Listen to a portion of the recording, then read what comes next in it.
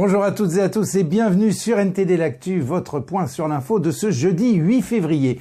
Avant de commencer, merci de cliquer pour vous abonner et de liker la vidéo. François Bayrou a annoncé qu'il ne rejoindrait pas le gouvernement malgré des spéculations sur sa possible nomination. Il a refusé le ministère des Armées proposé par le Premier ministre. Pour expliquer ce refus, Bayrou a mentionné des divergences de vision politique. Et suite à un vote ce week-end qui a mobilisé 55% des Parisiens sur les SUV de plus de 1,6 tonnes, un tarif de stationnement plus élevé sera appliqué aux voitures considérées comme lourdes et polluantes. Bien que certains habitants de la capitale aient déjà troqué leurs voitures contre des vélos ou des trottinettes, Bertrand Alliot, porte-parole de l'association Action Écologie, a critiqué cette politique de restriction, parlant de soviétisation de la société. Il considère en effet que les politiques écologistes à Paris font plus de mal que de bien. Son entretien est disponible en message épinglé sous cette vidéo. Et à Bayeux, un petit groupe d'agriculteurs s'est rassemblé à proximité d'un supermarché Leclerc dans le but de maintenir la pression sur le gouvernement. L'idée était de vérifier les prix de vente du lait et la provenance des viandes pour sensibiliser la question des revenus des agriculteurs et notamment des éleveurs. Pour rappel, les agriculteurs attendent des résultats suite à leurs négociations avec le gouvernement et ils prévoient de recommencer les mobilisations vers la fin du mois si rien de concret n'est mis en place. Et hier, le président Emmanuel Macron a rendu un hommage national aux victimes françaises du Hamas. 42 portraits ont été présentés dans la cour d'honneur des Invalides. Cet hommage inédit hors d'Israël a eu lieu 4 mois jour pour jour après le massacre perpétré le 7 octobre par le mouvement terroriste islamiste palestinien. Cette attaque sans précédent a entraîné la mort de plus de 1160 personnes tuées par balles, brûlées vives, violées et mutilées. La présence d'élus LFI à la cérémonie a été huée et jugée indécente par les familles des victimes en raison de leur soutien à peine voilé au mouvement terroriste. Et à Mayotte, des membres d'un collectif citoyen et des habitants bloquent les principaux axes routiers de l'île pour protester contre l'insécurité et l'immigration dans ce territoire de l'océan Indien. Département le plus pauvre de France, Gabriel Attal a appelé à une accélération du démantèlement d'un grand camp de demandeurs d'asile situé dans l'archipel. Cette évacuation a cristallisé les tensions entre les habitants et les réfugiés. De graves actes de violence ont été observés sur l'île. Les manifestants expriment leur profonde préoccupation concernant l'insécurité et l'immigration à Mayotte, demandant notamment la fermeture des associations humanitaires. Et direction l'Amérique du Sud où la question se pose: comment répondre à l'insécurité et notamment à la violence des gangs? Le dirigeant du Salvador a choisi une méthode qui fait débat. Anthony, vous allez nous en parler, on vous écoute. Merci Rémi. Bonjour à tous. Comme le prévoyaient tous les sondages, Nayib Bukele a remporté une victoire écrasante lors des élections présidentielles qui se sont tenues ce dimanche au Salvador. En effet, M. Bukele a obtenu le soutien de 87% des voix, un vrai record. Sa popularité est largement due au fait qu'il a rétabli la sécurité du pays en écrasant les barons du crime et en emprisonnant en masse les membres des gangs. Il a appliqué la loi pour transformer ce qui était autrefois la nation la plus meurtrière du continent en nation la plus sûre. Mais bien que les urnes soient unanimes, sur place comme à l'étranger, sa victoire est vivement critiquée par la presse car inconstitutionnelle. On le qualifie même de dictateur.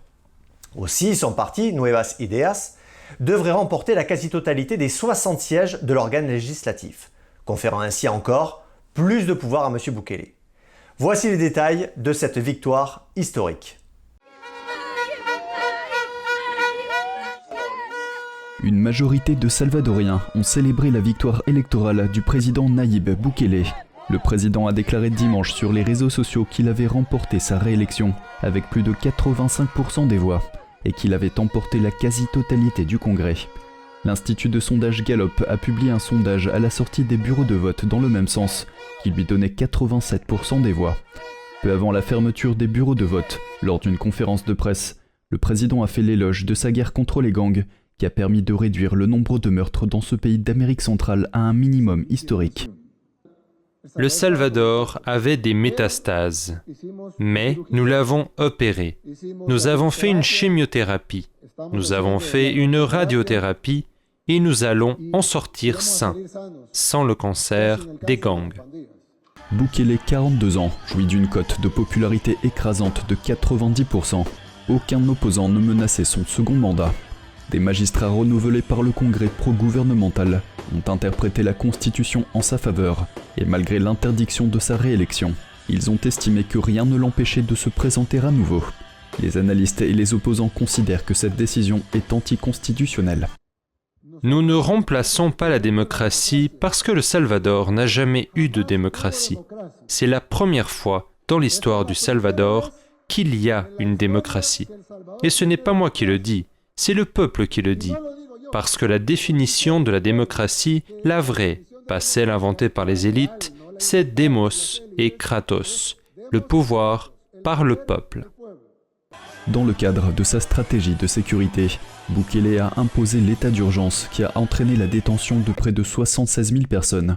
Des organisations telles qu'Amnesty International et Human Rights Watch dénoncent les arrestations arbitraires, la torture et les décès en prison. Quelques 7 000 innocents ont été libérés, mais beaucoup restent emprisonnés sans pouvoir communiquer avec leurs familles. Vous l'avez vu, en obtenant 87% des votes et en remportant presque tous les sièges de l'Assemblée législative, Nayib Bukele a battu des records mondiaux. Et oui, dans l'histoire des démocraties du monde, jusqu'à aujourd'hui, il n'y a jamais eu un écart aussi important entre le vainqueur d'une élection et son dauphin. Après tout, il a réussi à éradiquer la criminalité du pays. Et le Salvador commence même à se distinguer dans le monde comme le pays le plus sûr d'Amérique latine. Avec cette condition sine qua non de la prospérité remplie, maintenant la majorité écrasante du peuple, comprenant un peu plus de 6 millions d'habitants, lui a remis sa confiance. Sa réélection n'a donc rien d'anodine, et elle marque probablement une période de changement radical et de débat sur la nature même de la démocratie et de la place de la Constitution. Car il faut le savoir, hiérarchiquement, le principe de démocratie est supérieur à la règle constitutionnelle, qui doit normalement être à son service. Alors, comme dans le cas présent, quand la Constitution s'oppose au choix du peuple, c'est-à-dire à la démocratie elle-même, est-il légitime de passer outre la Constitution? Ou bien, comme de nombreux médias l'affirment, tombe-t-on alors dans la dictature? Rémi, c'est tout pour moi.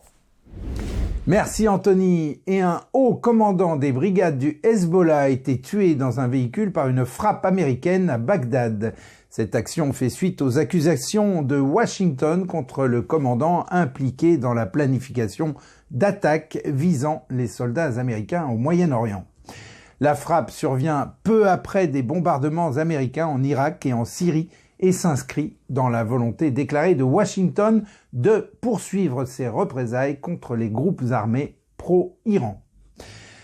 Et au Japon, une fuite d'eau radioactive a été détectée à la centrale nucléaire de Fukushima Daiichi, 13 ans après la catastrophe de 2011. Les autorités japonaises se veulent rassurantes, déclarant que l'eau qui a fuité n'a pas entraîné de hausse significative de la radioactivité aux alentours de la centrale. L'incident a été maîtrisé par un ouvrier qui nettoyait des tuyaux d'échappement sur le site. Et on plonge maintenant dans un rude hiver chinois et dans de nouveaux développements liés au prélèvement forcé d'organes en Chine avec Vladia. Vladia, c'est à vous, on vous écoute. Bonjour à tous, merci Rémi. D'importantes chutes de neige en Chine en pleine période de déplacement à l'occasion du Nouvel An chinois. Vous allez vite comprendre pourquoi j'en parle. Certaines parties de la Chine sont paralysées. Des voitures sont bloquées, les autoroutes ressemblent à des parkings par endroits. Des conditions météorologiques extrêmes qui frappent les Chinois en déplacement pendant la période des fêtes du Nouvel An. Les personnes bloquées sur l'autoroute le sont souvent depuis plusieurs jours. Ceux qui ont été pris dans la tempête ont fait fondre la neige pour obtenir de l'eau à boire. D'autres ont escaladé les glissières de sécurité de l'autoroute pour atteindre les villages voisins et y trouver de la nourriture. Un résident appelle sérieusement à l'aide dans cette vidéo, déclarant être bloqué depuis 3 jours sans nourriture ni eau. Afin d'économiser du carburant, les voyageurs bloqués n'ont pas fait fonctionner le chauffage de leur voiture pour se tenir chaud. Ils préféraient marcher dehors malgré les températures glaciales. En raison de l'inaction des autorités, personne n'est venu dégager ou diriger la circulation sur l'autoroute pendant des jours. Les automobilistes sont restés bloqués. Certains retiraient la glace à la main et poussaient les voitures comme ils pouvaient. Les dirigeants du régime chinois sont critiqués en ligne actuellement pour leur gestion de l'incident. Parmi les problèmes relevés, le manque de préparation à la tempête et la lenteur des équipes d'urgence à dégager les routes et à fournir de l'aide. Et une bonne nouvelle face aux crimes contre l'humanité orchestrés par Pékin. Cette fois, c'est au tour de l'Arizona de présenter un projet de loi visant à lutter contre les prélèvements forcés d'organes en Chine. En 2018, un tribunal international a statué à Londres sur des allégations de prélèvements forcés d'organes. Le tribunal était dirigé par Sir Geoffrey Nice, qui a été procureur dans le procès de Milosevic, l'ancien président de Yougoslavie. It is beyond doubt that forced harvesting of organs happened on a substantial scale and by state-organized or approved organizations and individuals. Revenons au projet de loi de l'Arizona. S'il est adopté, il limitera le soutien financier aux personnes de l'Arizona qui se rendent à l'étranger pour subir une transplantation d'organes, y compris en Chine. L'objectif est d'éviter de rendre des citoyens complices de ces crimes à leur insu. Depuis des années, des enquêteurs affirment que la Chine fait correspondre des patients avec des organes à une vitesse inimaginable en Occident. En 2022, il a fallu 4 jours pour obtenir un cœur pour un patient de Wuhan, en Chine. En 2020, les médecins ont proposé 4 cœurs à une Chinoise en seulement 10 jours. En 2005, à la suite d'un appel téléphonique d'un haut responsable chinois de la santé, des hôpitaux en Chine ont livré 2 fois à ce responsable en 24 heures. Au début des années 2000, la Chine est devenue la première destination pour le tourisme de transplantation d'organes. Des patients se rendent en Chine, attirés par les délais d'attente extrêmement courts. La question posée à la Chine depuis des années est d'où viennent les organes ? Ethnic groups targeted for this mass harvesting include Uyghurs, who suffer from Xi Jinping's ongoing genocide, and the Falun Gong, whose peaceful meditation and exercise practices and exceptional good health make their organs highly desirable. Les Ouïghours sont une minorité musulmane de la région chinoise du Xinjiang. Le Falun Gong, également connu sous le nom de Falun Dafa, est une pratique de méditation pacifique qu'on retrouve dans le monde entier. Les deux sont ciblés par des campagnes politiques du régime. Beaucoup ont été torturés à mort en prison. Et c'est toujours le cas aujourd'hui en Chine. C'est tout pour moi, merci à tous, merci Rémi, à demain. Merci Vladia, et sans oublier la communauté chrétienne en Chine qui est aussi persécutée par le Parti communiste. Et on conclut cette édition avec un très grand peintre de la culture occidentale, Sandro Botticelli, connu notamment pour son chef-d'œuvre La naissance de Vénus. Il fut un peintre majeur de la Renaissance florentine et le protégé de la famille Médicis. Issu d'une modeste famille de tanneurs à Florence, il commença tardivement sa carrière artistique dans l'atelier du peintre religieux Lippi, avant d'ouvrir son propre atelier grâce au soutien des Médicis. Botticelli se consacra principalement à des œuvres religieuses et à la réalisation de portraits pour des commanditaires fortunés. Influencé par le néoplatonisme et l'humanisme, il développe dans ses œuvres un langage symbolique hérité de l'Antiquité, issu d'une réflexion sur la beauté et l'idéal de l'être humain, invitant celui-ci à l'élévation spirituelle. Sa participation à des projets décoratifs majeurs de son époque, notamment dans la chapelle Sixtine au Vatican, renforce l'importance de l'héritage artistique qu'il nous a légué. Et voilà, c'est la fin de ce journal. Merci à toutes et à tous de l'avoir suivi. On se retrouve donc demain à 13h pour une nouvelle édition de NTD l'Actu. Très bon après-midi, à demain.